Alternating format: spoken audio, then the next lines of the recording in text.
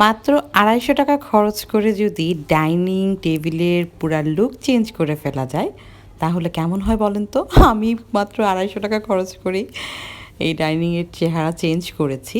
যেহেতু আমার এটা গ্লাসের ডাইনিং টেবিল, তো সেইখানে আমি গ্লাসটা এতদিন খালি ছিল, উপরে রান্নার থাকতো। আজকে আমি এইরকম একটা ডাইনিং টেবিলের কাভার বানিয়েছি। আর সেটা কী দিয়ে জানেন? 250 টাকা করে যে পর্দাগুলো পাওয়া যায়, সেই পর্দাগুলো দিয়ে সেই পর্দাগুলো কেটে আমি ডাইনিং টেবিলের মাপ মতো সাজিয়ে নিছি।